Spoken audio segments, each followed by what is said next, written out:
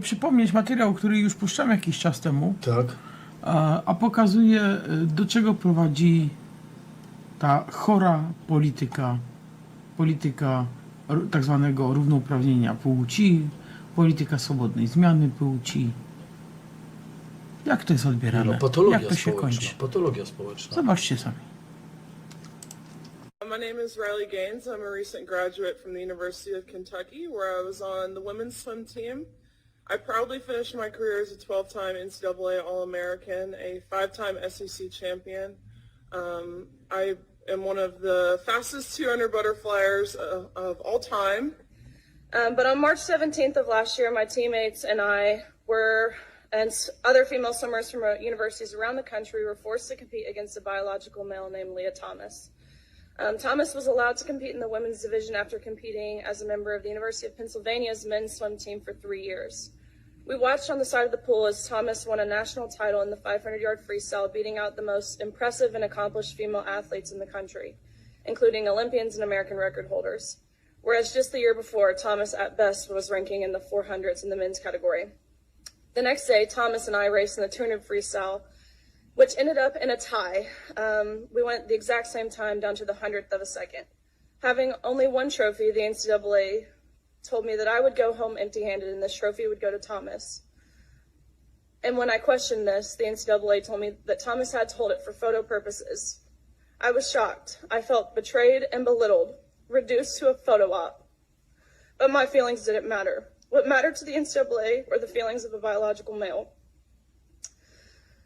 In 1972, Congress enacted Title IX to end unjust sex discrimination in all aspects of education, including college athletics. But by allowing Thomas to displace female athletes in the pool and on the podium, the NCAA intentionally and explicitly discriminated on the basis of sex. Although the NCAA claimed it acted in the name of inclusion, its policies in fact excluded female athletes. But that is not all.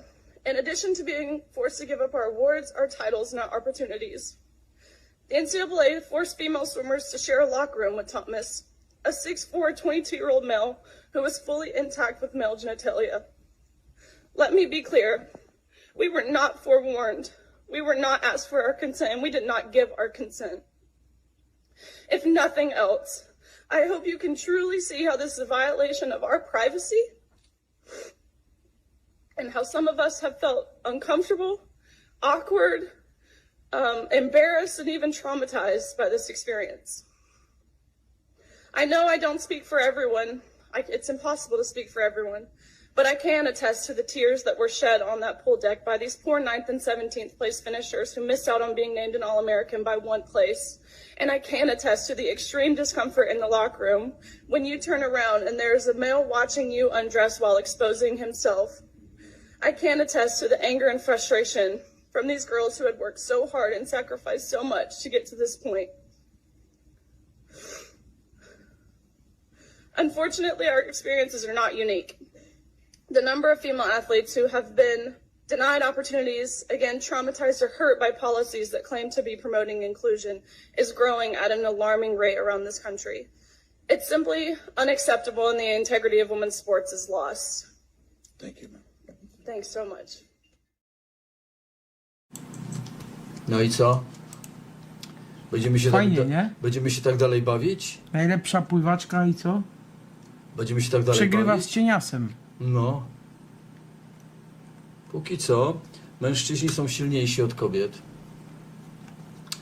W każdym razie trafił się też taki jeden gnojek, który powiedział, że jest kobietą i chce w żeńskim więzieniu siedzieć. Nie przeżył. Nie przeżył. Zajebały go więźniarki. To dobre, to dobre. To dobre.